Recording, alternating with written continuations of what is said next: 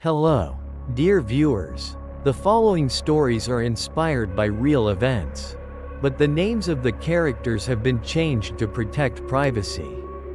In 2024, the quiet and peaceful town of Harmony Creek, Ohio, was suddenly disturbed by the appearance of a new neighbor.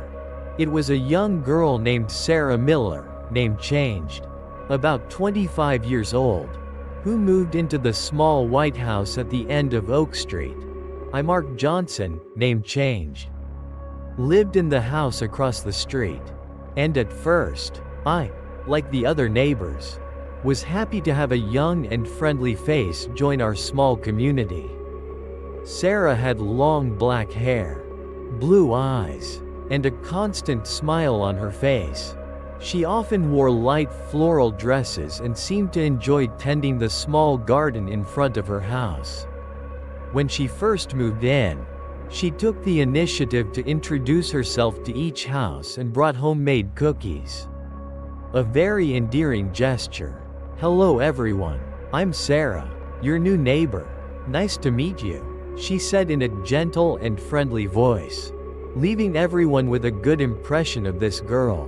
About a week after Sarah moved in, a strange incident happened. Mrs. Betty Davis, an elderly woman who lived at the end of the street, suddenly disappeared. Mrs. Betty was a very active person and often went for walks in the neighborhood. So her sudden disappearance made everyone extremely worried. The police investigated, but found no trace. Everyone in the neighborhood was gossiping, wondering what had happened to Mrs. Betty. Time passed, but the anxiety in the neighborhood did not lessen. A few weeks after Betty's disappearance, a middle-aged man named Tom Wilson, who lived a few doors down from Sarah, also disappeared. Tom was a healthy man who often worked late. His wife was alarmed when he did not return home one evening. The police continued to investigate, but again, they found no clues. I began to pay more attention to Sarah. Although she always appeared friendly and sociable with everyone, I sometimes caught her eyes looking into the distance with a strange coldness. I also noticed that at night, usually after midnight, Sarah's house was still lit and I would occasionally hear strange noises coming from there. Very quiet but regular noises, as if someone was moving furniture or doing something in the dead of night. Other neighbors began to have similar suspicions. Several people told me that they had seen strange cars coming and going in and out of Sarah's house at night. Cars they had never seen before. Others said that they had heard strange noises coming from Sarah's backyard. On moonlit nights, noises like digging or something being dragged on the ground. One evening, as I was walking home, I happened to see Sarah standing at her door, talking to a strange man. The man's face was hidden by the darkness, but I could sense a sense of fear from him. Sarah seemed very nervous during the conversation. Her voice was low and trembling. After the man left, I saw Sarah breathe a sigh of relief, but her eyes were still full of worry. The following month, a young girl named Jessica Brown, a university student who lived near Sarah's house, also mysteriously disappeared. By this time, the anxiety in the neighborhood had reached its peak. Everyone felt scared and uneasy. I began to suspect that Sarah had something to do with these disappearances. A terrifying thought crossed my mind. Could our friendly neighbor girl be a cold-blooded killer? And who would be her next victim? Jessica Brown's disappearance had set off a real alarm in the neighborhood. Police patrols were stepped up. Interviews were conducted, but no leads were found. Everyone felt helpless and scared, unsure if they were the next to disappear. The evenings became eerily quiet, devoid of children's laughter or the lively chatter of neighbors. The conversations among neighbors became secretive and suspicious. We gathered in small groups, whispering about the strange things that had happened. Someone mentioned Sarah's cold gaze.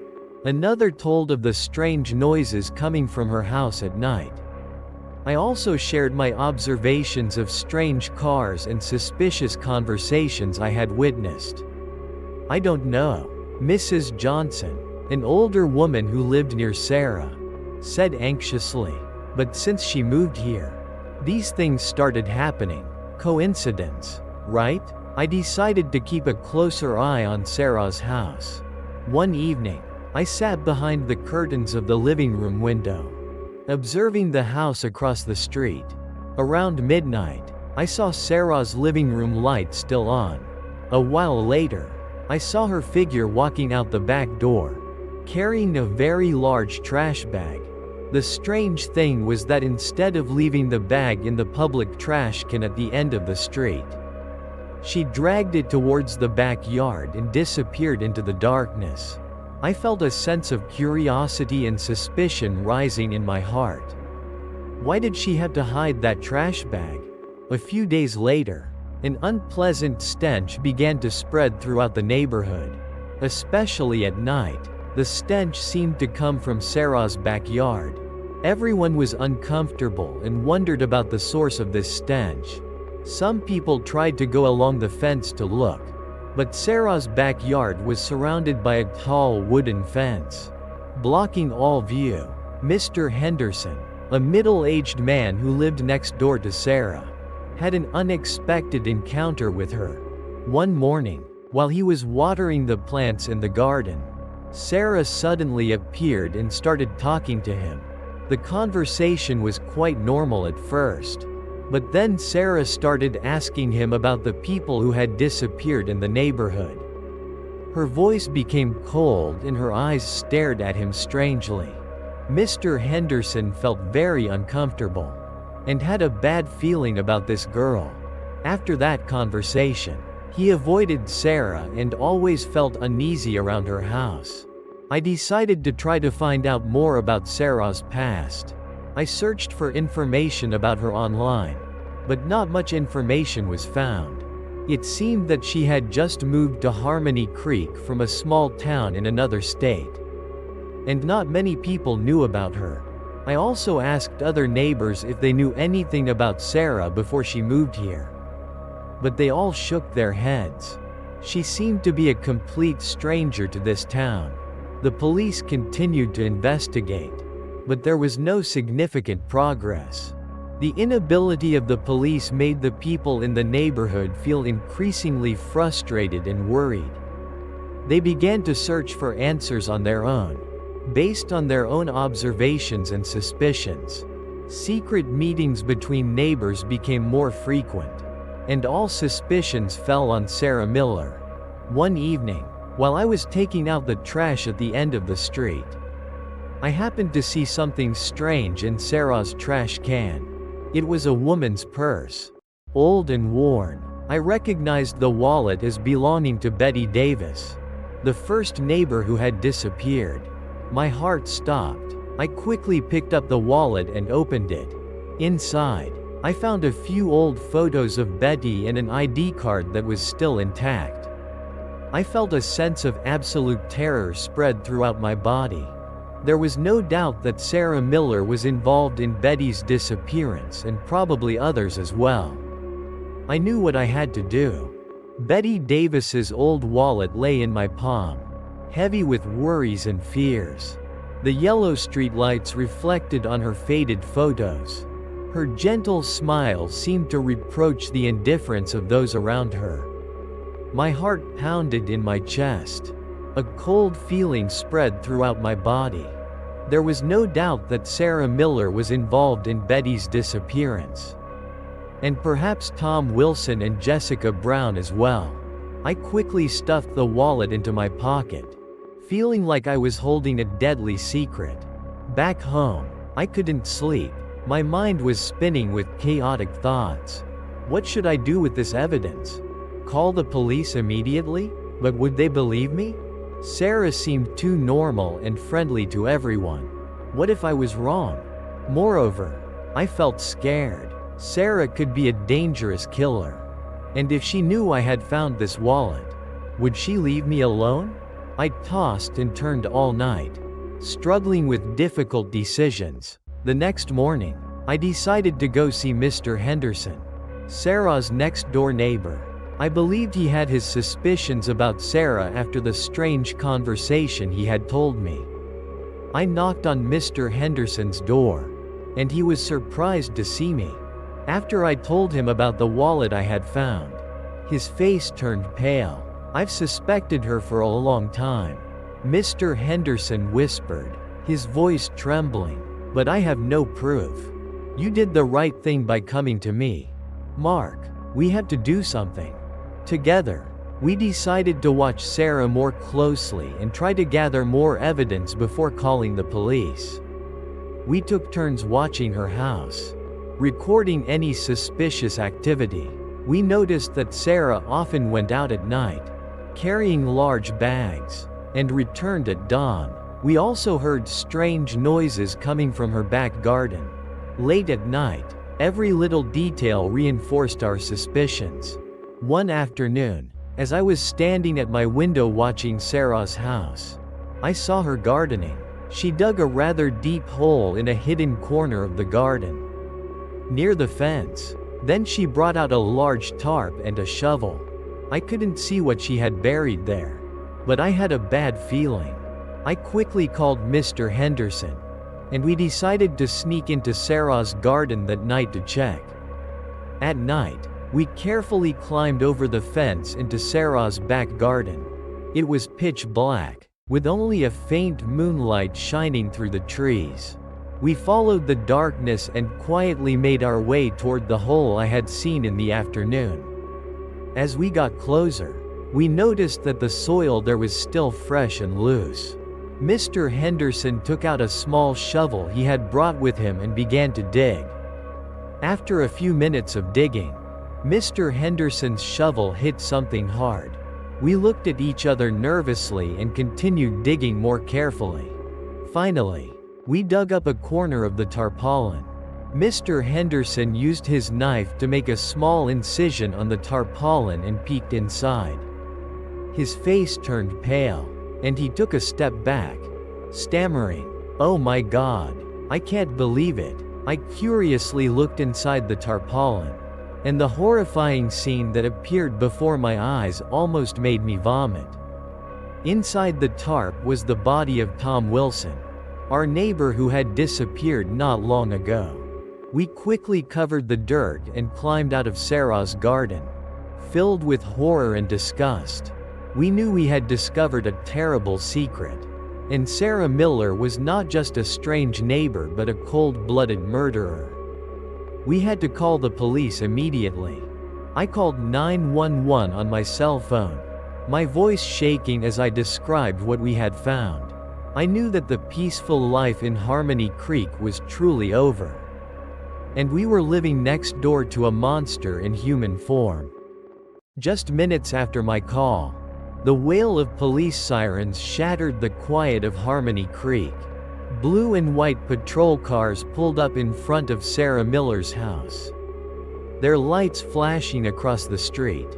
The officers quickly cordoned off the area, putting up yellow safety tape and asking curious onlookers to stay away. The presence of the police brought some reassurance, but it also added to the tension and anxiety in the air. Two officers approached Mr. Henderson and me, asking us about what had happened. I told them, trembling, how I had found Betty Davis's wallet in Sarah's trash, and how, with Mr. Henderson, we had secretly snuck into the garden and discovered Tom Wilson's body buried under the tarp. Mr. Henderson confirmed my story, his voice still shaking with fear and horror. The officers listened to us carefully, taking notes. After hearing our statements, a group of officers approached Sarah Miller's door. They knocked on the door and after a while, Sarah opened it. Her face showed surprise, but not the slightest bit of worry or fear. "What's the matter, officers?" she asked in a calm, even slightly annoyed tone. The officers politely explained that they were investigating the disappearance of some people in the neighborhood and that they wanted to ask her a few questions. The officers informed Sarah of the allegations that Mr. Henderson and I had made, and asked her to allow them to search the back garden. Sarah's face changed slightly, but she quickly regained her composure. "Of course, officers. I have nothing to hide. You can search freely." She opened the door and invited the police into the house. Her attitude was very cooperative, which made me and Mr. Henderson doubtful. Was she really innocent? While a group of police officers stayed to question Sarah in the house, other police officers began to search the backyard. They focused on the area I had pointed out, where we had found the tarpaulin. With the help of flashlights and specialized tools, they began to dig. After a short time, they found the tarpaulin I had described. When the tarpaulin was pulled up, a horrifying scene appeared before everyone's eyes. Tom Wilson's body, still intact in the clothes he had last worn, lay motionless under the wet soil. A scream of horror rang out from a young female police officer. As soon as Tom Wilson's body was found, Sarah Miller was arrested by the police at her house. She did not resist, only silently bowed her head as she was handcuffed and led to the police car. During the entire arrest, her face showed no emotion, a cold and frightening expression. As the police car drove away, the people in the neighborhood began to gather, talking about what had just happened. Everyone was shocked and horrified to learn that the murderer they had suspected for so long actually lived right next door to them. After Sarah was arrested, the police searched her entire house. They found many pieces of evidence related to Tom Wilson, including his wallet and some other personal items. They also found suspicious traces in the basement of the house, which appeared to have been used as a place to hold the victims. The stench that everyone had been smelling for the past few days also became more intense as the police searched the basement. During the search, the police found a diary hidden under the floor in Sarah's bedroom.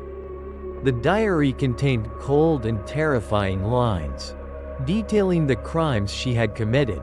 Sarah confessed in the diary that she had killed at least 3 people in the neighborhood in the past 3 months. 1 person each month, and that she had planned the next victims. The lines in the diary revealed a sick mind and a cold heart. When reading these lines of the diary, the police could not help but shudder at Sarah Miller's cruelty and cold-bloodedness.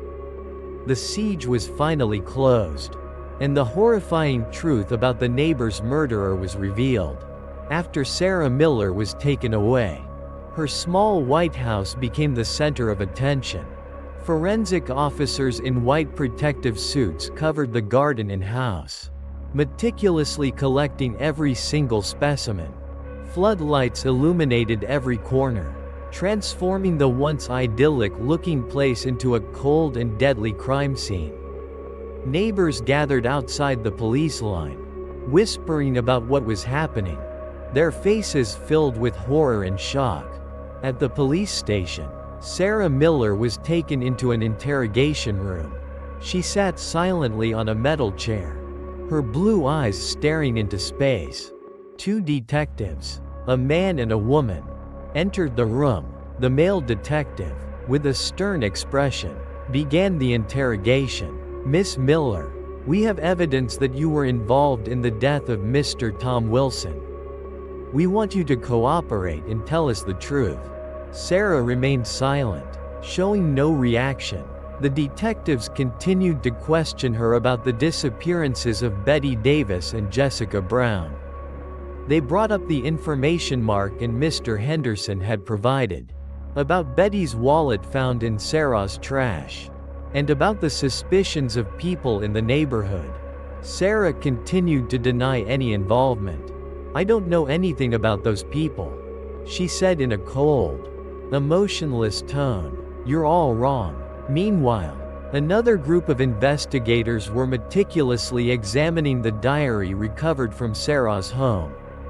The entries in the diary revealed a troubled and vengeful mind.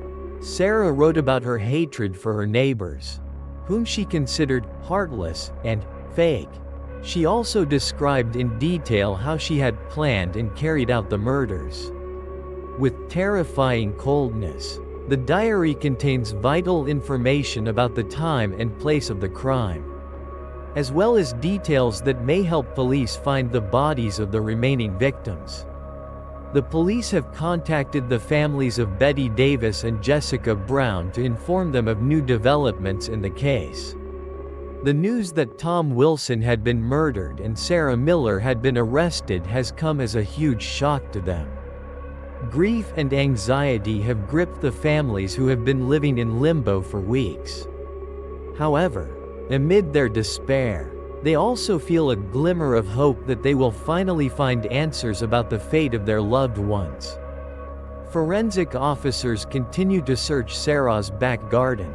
They use metal detectors and sniffer dogs to look for buried remains. Finally, in an area near the fence, they discover irregularities in the soil structure.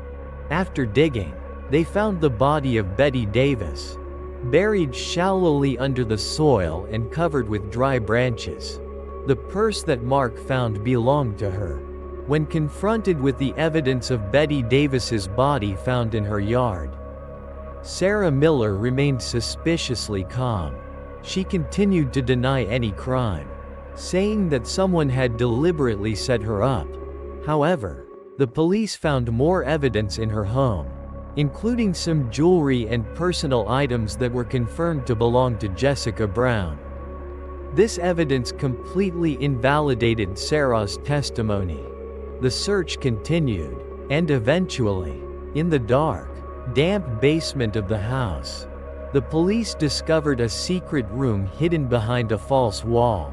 Inside the room, they found long black hair and some women's clothing, which were identified as Jessica Brown's. There were dried bloodstains on the floor. There was no doubt that Sarah Miller was the serial killer who had terrorized the town of Harmony Creek.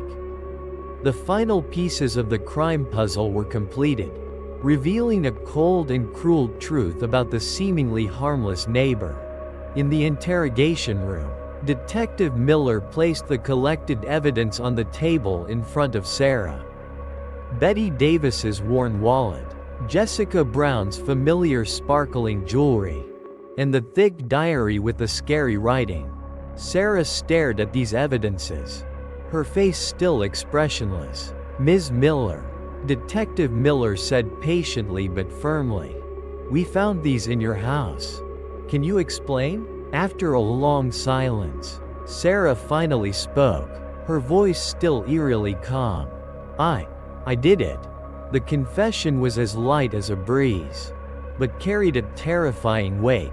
The detectives exchanged glances. They had been prepared for this, but still couldn't help but feel a shiver. "Why, Ms. Miller? Why did you kill them?"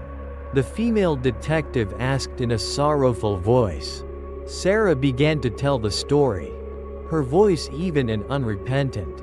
She spoke of her simmering hatred for neighbors she saw as hypocritical and selfish. She described in detail how she had planned and carried out each murder.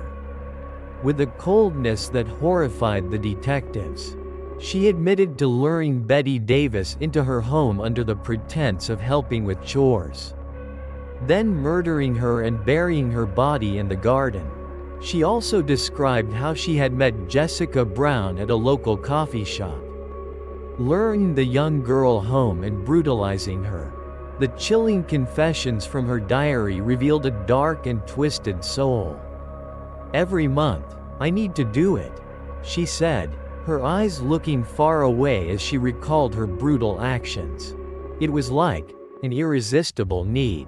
News of Sarah Miller's confession quickly spread throughout the town of Harmony Creek, spreading unprecedented horror and shock.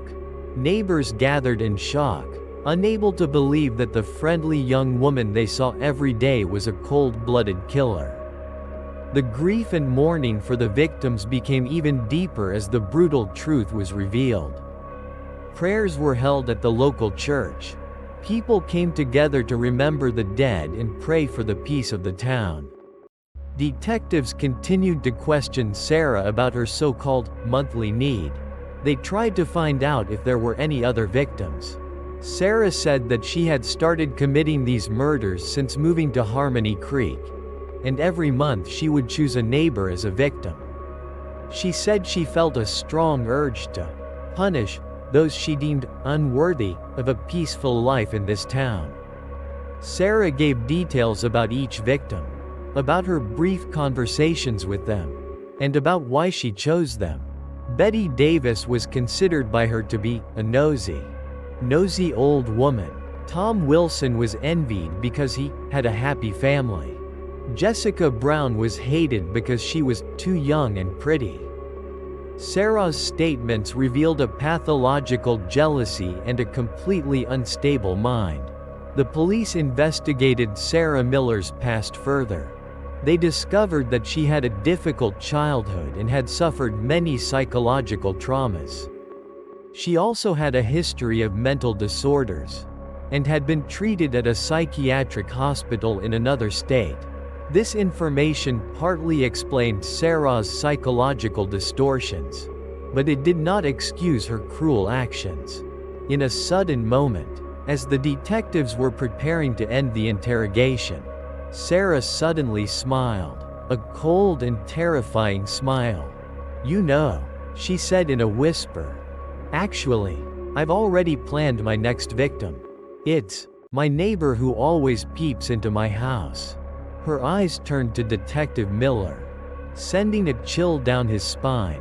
This final confession from Sarah added a new layer of horror, suggesting that her cruelty was perhaps even more than anyone could imagine. Sarah Miller's chilling confession about her next victim sent shivers down the spines of the detectives in the interrogation room. Who are you talking about?" Detective Miller demanded, his voice laced with concern. Sarah just smiled, a creepy smile that showed no remorse.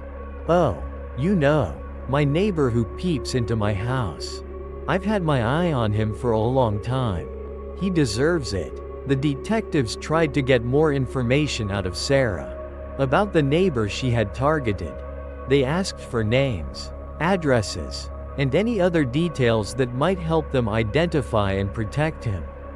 Sarah was cooperative in providing information, but her tone was cold and indifferent, as if she were talking about something very ordinary. She described the neighbor's habits, the time he came home from work, and the times she often saw him peeking into her house. Based on the information Sarah provided, the police quickly identified the neighbor she had targeted. It was Mr. David Baker, a middle-aged man who lived across the street, a few houses away from Sarah's house. Immediately, a police team was dispatched to Mr. Baker's house to inform him of the dangerous situation and take him to a safe place. Mr. Baker was extremely shocked and scared when he heard what the police said. He could not believe that the neighbor he greeted every day was a cold-blooded murderer and had planned to kill him. Sarah Miller's confession opened a new line of investigation. The police began to review other mysterious disappearances in the area in recent years to see if any of them could be related to Sarah. They reviewed the unsolved case files and compared them to the information they had gathered from Sarah and her diary. A vague fear gripped the town of Harmony Creek, and people began to wonder how many more victims Sarah Miller had killed. David Baker, after being taken to safety by the police, was still in shock. He could not forget Sarah's cold eyes and terrifying smile when he last saw her. I can't believe it," Mr. Baker stammered to a police officer. "She was always so normal, even friendly to me. I never thought." Fear and gratitude mingled in his heart, and he felt lucky that the police had warned him in time. The interrogation of Sarah Miller continued. Detectives tried to dig up more information about other murders she might have committed. They asked about the time, place, and method of the crime. Sarah was sometimes cooperative, but sometimes she was silent or gave vague answers. However, the details she revealed gave the police important clues to investigate. Forensic officers continued to expand the search area of Sarah's house and the surrounding area. Based on the notes in her diary, they found some more personal items believed to belong to the previously missing people. They also excavated other areas of Sarah's garden and nearby deserted areas, hoping to find more bodies. The search was meticulous and careful, in the hope of bringing some comfort to the victims' families. The second secret room in Sarah Miller's basement became a particularly important crime scene. Forensic staff worked feverishly, meticulously recording and collecting every little detail. The photos of the victims were arranged in a creepy manner on the wall, along with the blood-scrawled words, creating a creepy and haunting scene. Investigators realized that they were dealing with a murderer who was not only cruel but also had an extremely complex and distorted psychology. To better understand Sarah Miller's motives and the course of her crimes, the police brought in criminal psychologists to analyze the diary and the findings in the two secret rooms. The experts determined that Sarah may have suffered from antisocial personality disorder and obsessive-compulsive disorder.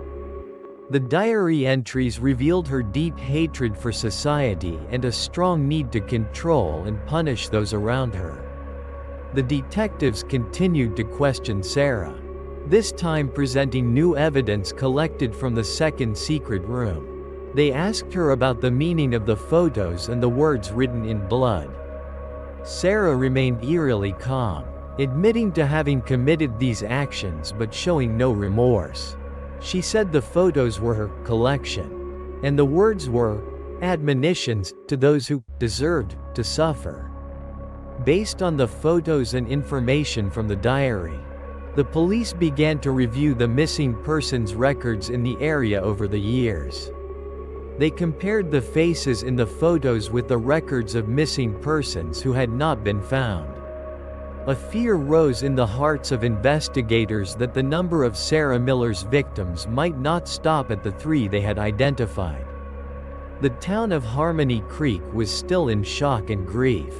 New information about Sarah Miller's illness and cruelty made the people even more terrified. Local and national media outlets continued to report on the case, attracting public attention. People felt uneasy and wondered if anyone they knew had fallen victim to Sarah. Excerpts from Sarah Miller's diary continue to be released, revealing more about how she descended into crime. She writes about her negative emotions, loneliness, and feelings of abandonment. It seems that her past traumas have accumulated and turned into a terrifying hatred, which drives her to commit brutal acts. She also describes in detail how she stalked and selected her victims. With a cold and meticulous calculation, the police continue to investigate Sarah Miller's past.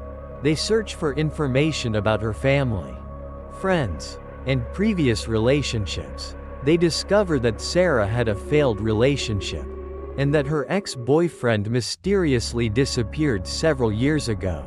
Investigators suspect that this person may also be a victim of Sarah, and they are trying to find more information to confirm. The discovery of the strange arrangement of the victims' photos in the second secret room has left investigators puzzled. They have begun to focus on the possibility that Sarah Miller performed some kind of terrifying ritual related to the murders. Experts in occult rituals and criminology have been called in to advise and analyze the scene. They are closely examining the way the photos were placed, the strange symbols drawn on the walls in blood, and trying to find any meaning or connection. The forensic team conducts a more detailed search of the secret room. They are looking for items or symbols that may be related to the rituals. They discovered several burnt-out candles, a dagger with strange symbols engraved on the blade, and a metal bowl filled with a dark red viscous liquid, suspected to be blood. All of these items were collected and sent for analysis. Detectives returned to Sarah Miller's diary more carefully, this time focusing on any passages that might allude to rituals, beliefs, or specific patterns in her murders. They found several cryptic passages, using strange words and referring to prayers and sacrifice. These passages further supported the theory of a sinister ritual. Based on their suspicions of rituals, the police decided to expand their search to other locations where Sarah Miller may have visited or owned. They searched for information about any abandoned lots, warehouses, or remote locations associated with her. They also reviewed Sarah's real estate and financial transactions for new clues. Criminal psychologists provided initial analysis of the possibility that Sarah Miller was involved in rituals. They believe that her past trauma, combined with her obsessive thoughts, may have led her to resort to terrifying rituals as a way to satisfy her twisted needs. They also note that arranging the photos in a specific order may have been part of the ritual, demonstrating Sarah's control and power over her victims. During their search, the forensic team discovered some more important evidence in the hidden room. They found a hand-drawn map, which marked several locations in the area around Harmony Creek. One of the marked locations was deep in a secluded forest on the outskirts of town. The police decided to send a team to check out the location. The police team went to the forest marked on the map and began searching. After a while, they discovered a small abandoned cabin. Inside the hut, they found a homemade altar, with strange symbols painted on it, along with several personal items identified as belonging to previously missing people whose bodies the police had not yet found. This discovery confirmed that Sarah Miller was not only a serial killer, but also possibly involved in terrifying rituals. After discovering the remains of other victims in the abandoned hut, the police took legal action to identify them. Thanks to archives and DNA tests, they confirmed that they were two residents who had disappeared many years ago, cases that had previously gone unsolved. In total, Sarah Miller caused the deaths of at least 5 people, spreading terror for a long time without anyone knowing. Sarah Miller's trial took place in the spotlight of public opinion. The packed courtroom was filled with people, all eyes on the young woman, with a cold, calm appearance sitting in the dock. The prosecutors presented undeniable evidence of Sarah's crimes. From the bodies found, the diary containing the terrifying confessions, to the personal belongings of the victims found in her house and hut. Sarah's defense attorneys tried to argue her mental disorder, presenting psychiatric reports and details of Sarah's difficult childhood. They hoped to reduce her charges, arguing that Sarah's actions were due to a loss of control due to illness. However, the evidence presented by the prosecutors showed Sarah's calculation and cold calm in every action, refuting the defense's arguments. Prosecutors rejected the defense's efforts to insist that Sarah Miller, fully aware of her actions, had meticulously and ruthlessly planned the murders. They presented excerpts from Sarah's diary, where she detailed how she stalked, seduced and murdered her victims, with a sickening relish. The cold, hateful words in the diary sent shivers down the spines of the courtroom.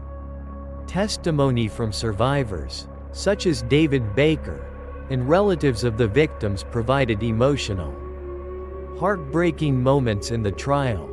Baker recounted the horror of learning that the neighbor he greeted every day was the one who had planned his murder. Relatives of Betty Davis, Tom Wilson and Jessica Brown tearfully recounted the pain and trauma they endured during the time their loved ones were missing. After several days of intense trial, the jury entered the courtroom to deliberate to deliver its final verdict. Outside the courtroom, the people of Harmony Creek gathered, anxiously awaiting the results. Silence fell over the town, everyone praying for justice to be served. Time passed slowly like a century, tension and anxiety evident on everyone's faces. Finally, the jury returned its verdict. Sarah Miller was found guilty on all 5 counts of first-degree murder. A sigh of relief rang out in the courtroom, mixed with the choked sobs of the victims' relatives. The judge sentenced Sarah Miller to the maximum sentence allowed by the law: life in prison without parole. Justice has finally been served, and the darkness that has shrouded Harmony Creek for so long seems to have begun to dissipate. Although Sarah Miller has been punished, the scars she left on the town of Harmony Creek will never completely disappear. People still remember the innocent victims and the horrors they endured. The town's former peace has been shattered, and a simmering suspicion and wariness still lingers in the hearts of everyone. However, the people of Harmony Creek have come together to overcome this difficult period, and they have learned to appreciate life and the people around them more. The story of the murderous girl next door will forever be a terrifying reminder of the darkness that can lurk right beside us, and of the fragility of peace in life. Dear friends, the story has ended. If you find this story meaningful, please click the like button and subscribe to the channel to watch the next videos.